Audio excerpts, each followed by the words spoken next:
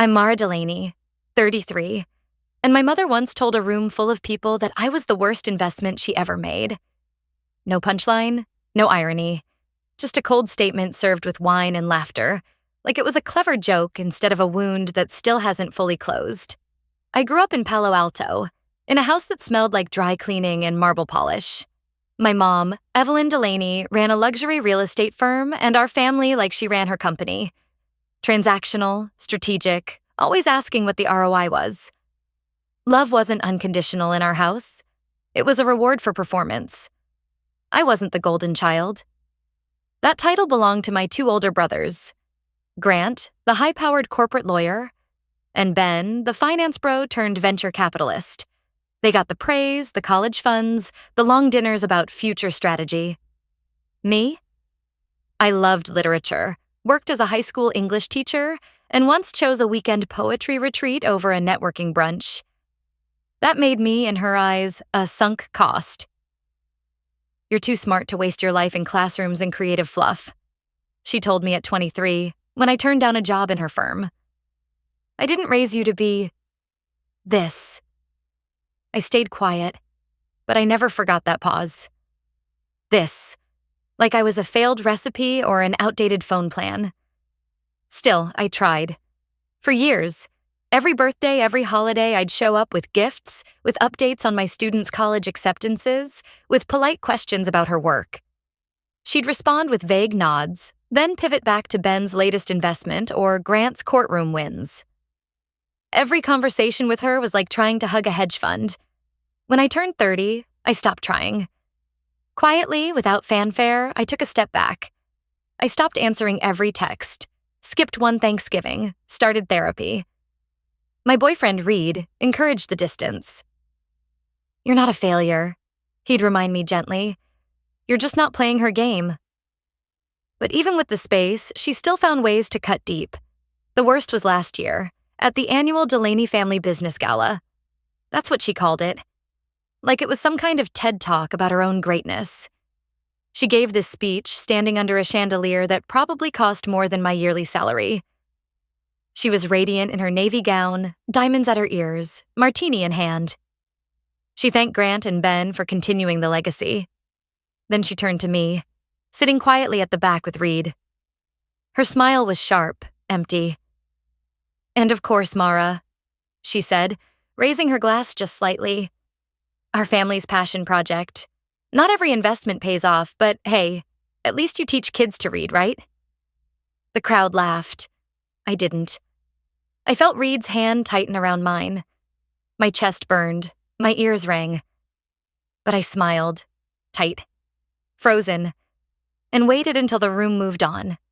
It always does. I didn't cry that night. I didn't scream. I didn't even say anything to her when she breezed past me at the valet line like we were strangers. But something inside me cracked. Clean.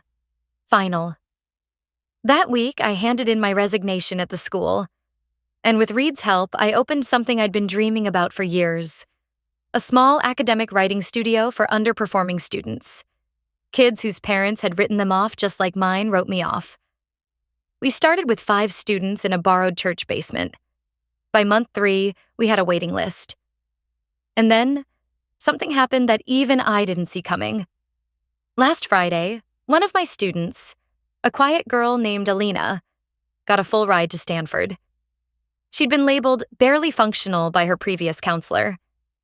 That morning, I got a call from a local news station asking to feature our center in a spotlight about unconventional education success stories. They ran the segment last night. It aired during the 6 o'clock news, right in the middle of cocktail hour. This morning, I woke up to 3 missed calls from Evelyn Delaney, and a message that read, "We need to talk. I have a proposal for you." I stared at that message for a long time. "We need to talk. I have a proposal for you." No, "Hi, Mara." No apology. No acknowledgement of the humiliating speech she'd made in front of 200 guests at her gala. Just business language. Like always. Reed was making breakfast when I walked into the kitchen, still gripping my phone like it had teeth. "She reached out," I said, sliding the screen across the counter. He read the text, brow furrowing. Of course she wants something. She always does. I nodded, but I replied anyway. What kind of proposal? She didn't text back. Instead, she called. Director, impatient, classic Evelyn. Come by the office, she said. We'll talk in person. Friday, 3 p.m. I should have said no, but part of me, stupid, hopeful, still wondered if this was finally the moment. The moment she'd realize I mattered, not as a project, not as a punchline, but as a person. Her firm sat on the top floor of a sleek glass tower downtown. I hadn't been there in years. Everything inside gleamed. Marble floors, towering orchid arrangements, glass walls that made you feel constantly watched. Her receptionist recognized me instantly and ushered me into the private conference room. And there she was, Evelyn Delaney, in a tailored cream suit and heels sharp enough to cut glass. She didn't stand to greet me, just gestured to the chair across from hers like she was about to interview a candidate she wasn't planning to hire. I saw the news segment, she said, cutting straight in. That girl, Alina, her story was moving. And smart branding, with the underdog angle. I blinked. It wasn't branding. She's a real kid, with real odds. Of course, she said, waving me off like I'd missed the point.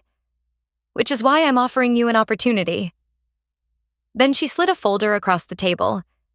Inside were mock-ups for something called the Delaney Learning Initiative.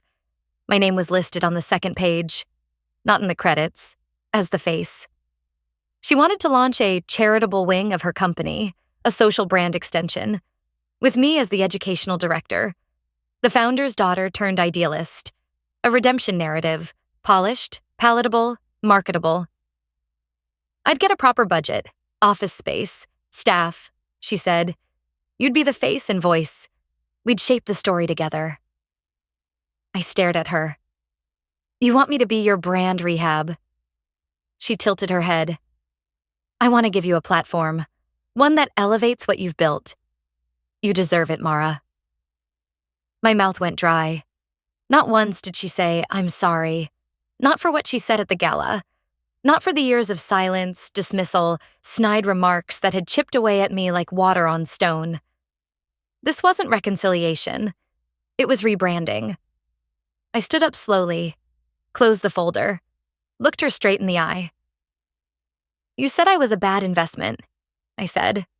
And now you want returns. She didn't flinch. You're my daughter. Of course I want you included. In your portfolio, you mean. She exhaled. You're being emotional. Again. And there it was. That word. Emotional. The family slur. The label she used when I cried at 14 because Ben mocked my clothes. When I questioned why my college fund disappeared. When I walked away from her table that night at the gala, heart shaking, face burning. I took one last breath. Then I left. I didn't slam the door. I didn't scream. I just walked out, head high. But it wasn't over. Because that night, Reed and I came home to a thick envelope in our mailbox. No return address. Inside, a copy of Evelyn's updated will. She had listed me as a partial beneficiary again, only if I joined the Delaney Learning Initiative within 6 months and agreed to publicly align with the family brand. I laughed. And then I cried. And then I called my lawyer. Because what Evelyn didn't know, what she couldn't possibly guess, was that I'd already incorporated my studio as a nonprofit. And thanks to Alina's full ride, we'd just secured our first national grant. I didn't need her platform. But I had every intention of burning down the one she tried to use me to build. I didn't sleep that night. Not because of the will. That didn't surprise me. Evelyn had always believed money could stitch over anything. Loyalty, identity, blood. What kept me awake was the rage. A kind of cold, humming fury I hadn't felt since I was 17 and overheard her tell a client that I was creative, unfortunately. Like it was a birth defect. By sunrise, I'd already drafted a public statement. I wasn't going to name her, not yet. But I wanted to be the one holding the pen this time. Not waiting for a rewrite of my life from someone who only saw me as a liability with a PR upside. Are you sure? Reed asked quietly as I reread the draft over coffee. This is going to light a fire. I looked at him. I'm not trying to burn her down, I said. I'm just done pretending I'm not on fire. I posted it on my personal blog and linked it through the center's website. It wasn't dramatic, just honest. I talked about how kids, especially the ones dismissed early, need safe spaces not just to learn, but to exist. I talked about how hard it is to keep showing up for yourself when your family keeps voting you off the island. I ended it with a line that came out of nowhere but felt like bone truth. Sometimes you have to build a future from the scraps of the past they tried to throw away. I hit publish. Then I put my phone on silent and went to work. By noon, the blog had over 20,000 views. By 5 p.m., a small local podcast had reached out asking for an interview. And by the next morning, something wild happened. 2 more students' parents contacted me to say their kids had read the post and for the first time asked to apply. It was working. Not just the business. Me. I was working. But, of course, Evelyn found a way to ruin even that. I got the call on a Wednesday morning. It was Mia, one of my volunteers, breathless and furious. Did you see the article? She asked. What article? Page 2 of the Tribune. Your mother gave an interview about her vision for accessible education and her new initiative. She name-dropped your studio. I stopped breathing. She hadn't mentioned the will, but she'd used my story, our student's story, as if it were hers, framed it as a family effort to uplift underserved voices. She even included a quote about the importance of forgiveness in family business. I pulled over my car, sat there shaking. I felt violated, exposed, like she'd come into my home, stolen my journals, and published the pages under her name. I should have expected it, but I didn't expect what came next. That evening, I got a call from a reporter I didn't recognize. He introduced himself as working with a national education news outlet, said he was putting together a piece on modern educational nonprofits. And you're not the only person I'm speaking to, he added carefully. Your mother agreed to a pre-interview, and she made some claims I'd love to confirm. What kind of claims? I asked slowly.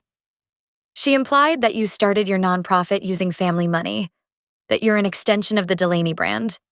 Her words, and that your growth was a joint strategy. My mouth went dry. I couldn't breathe. This wasn't just manipulation anymore. It was erasure. She said what? I managed. She said you were always part of the plan. I laughed. Just once.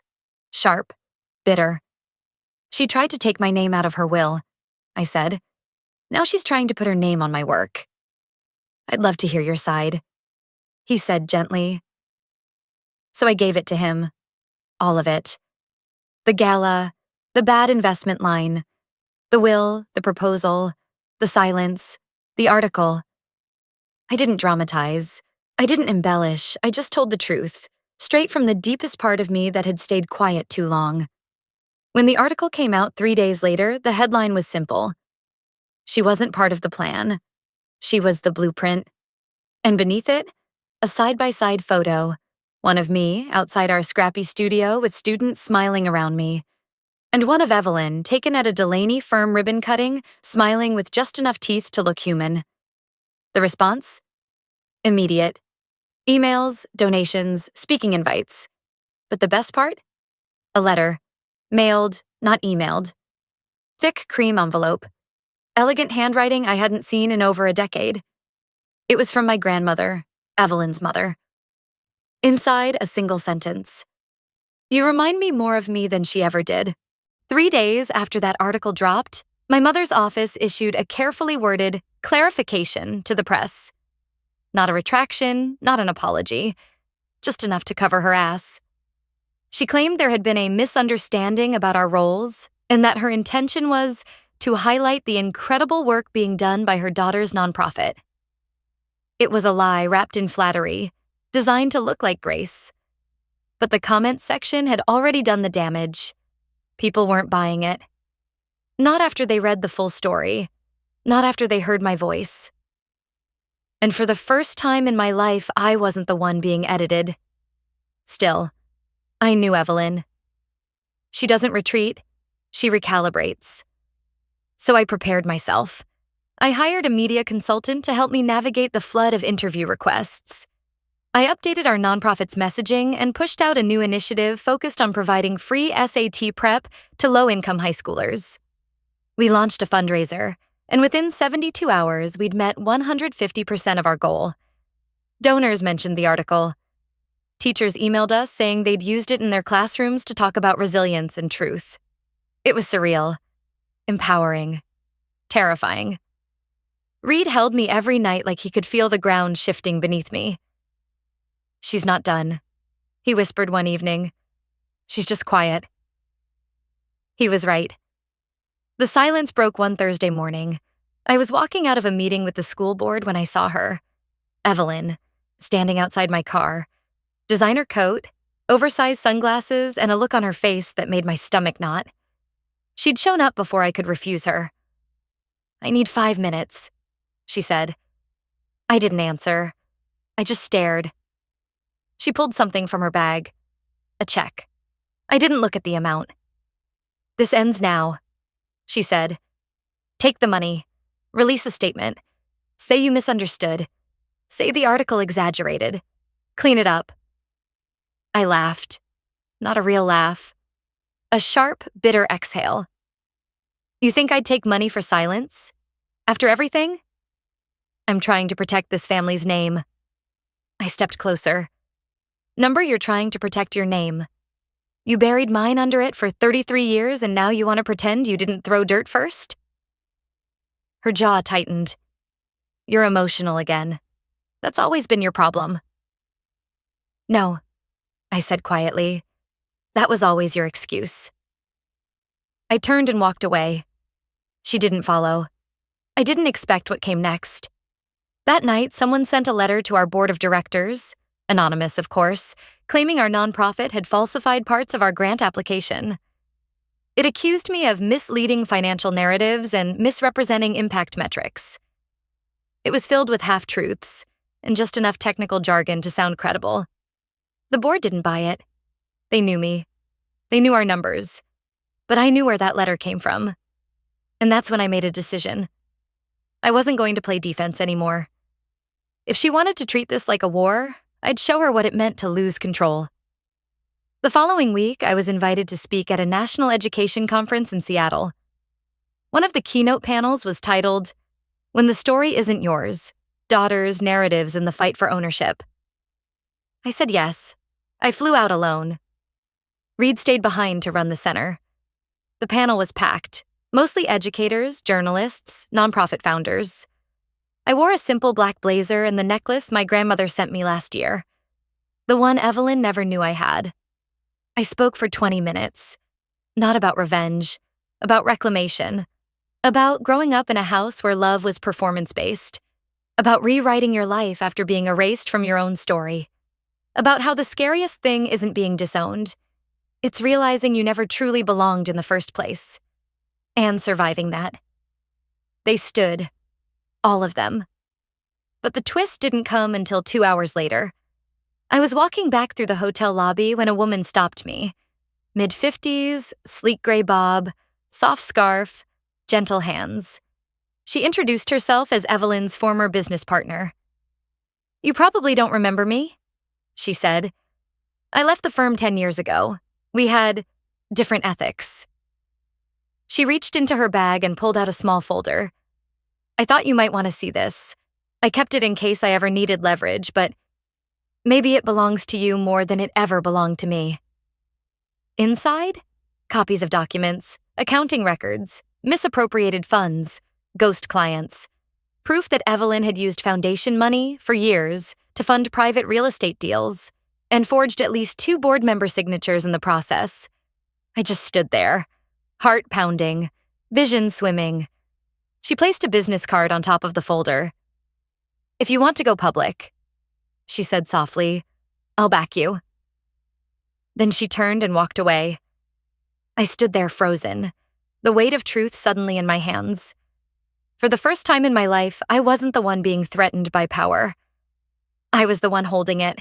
I didn't act right away. For 3 days, the folder sat untouched on my nightstand. Every time I reached for it, something stopped me. Not fear, not guilt, just the gravity of it. The knowledge that once I opened that door, there'd be no going back. But the thing is, the door had never really been shut. My mother had kicked it open the night she told the world I wasn't a good investment.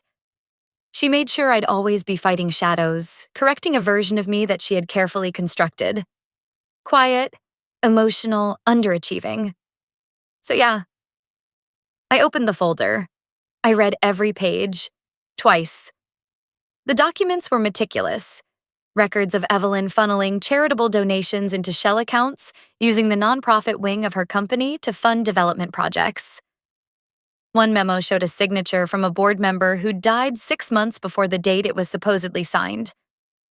It was all right there. Fraud, fabrication, evasion. And my name was nowhere near it, which meant I had nothing to lose and everything to protect. I didn't go to the press right away. I went to a lawyer. Not the one I'd used before, but someone new. Young, sharp. A woman who had gone head-to-head with Evelyn in a zoning dispute years ago and won. The moment I slid the folder across her desk, her eyes lit up. Not with excitement, but with recognition. "You're not the first," she said, "but you might be the last." Over the next 2 weeks, we worked quietly, filed the reports, protected our nonprofit, transferred digital assets to a more secure platform. I briefed my board. Reed stood beside me every step, letting me set the pace. I thought I would feel scared. I didn't. I felt clean. And then it happened. Local media broke the story first. They were careful but blunt. Prominent real estate figure under investigation for charity misuse. The Tribune ran it on the front page. National outlets picked it up within 48 hours. Her photo, flawless, tight-lipped, was everywhere. She tried to deny it, of course. Claimed it was a vendetta. Hinted publicly that a disgruntled daughter might have been manipulated by her enemies. But it didn't stick. The paper trail was too clear, too damning. 3 of her board members resigned. One of her top agents posted a resignation letter that went viral, citing years of unethical leadership. Clients began to disappear. Then sponsors. Then the city announced a full audit of her company's tax filings and public service contracts. It unraveled faster than I expected. And yet, slower than I'd hoped. The last time I saw her was at a mediation hearing, where she tried to settle the civil case quietly, offering financial compensation in exchange for a non-disclosure agreement. I said no. She stared at me for a long time. And for the first time in my life, I saw something real flicker in her expression. Not guilt. Not remorse. Just powerlessness. And it didn't feel triumphant. It felt done. I walked out of that courthouse lighter than I've ever felt. It's been 8 months. Her company's been split up, its name absorbed by a competitor. She's no longer listed on any boards. Her house is for sale. She hasn't reached out, and I haven't looked back. Meanwhile, we just opened our second campus. Reed and I are talking about adopting next year. And last week, one of our former students, one who almost dropped out sophomore year, is heading to USC on a writing scholarship. She thanked me in front of a packed gymnasium, called me her first safe adult. I cried. Not because I was proud, but because I was free. You know, for a long time I thought survival meant staying small and staying quiet. That if I just worked hard enough, loved hard enough, I could finally earn her warmth. But some people don't melt. They fracture. And sometimes the most powerful revenge isn't destruction. It's distance. It's becoming the person they insisted you never could be, and realizing you don't need their permission to matter. If you've ever felt erased, rewritten, or underestimated by someone who should have protected you, drop a comment below. I'd love to hear how you reclaimed your own story. And if this resonated with you even a little, feel free to subscribe. This space is for all of us who had to walk away to come home to ourselves.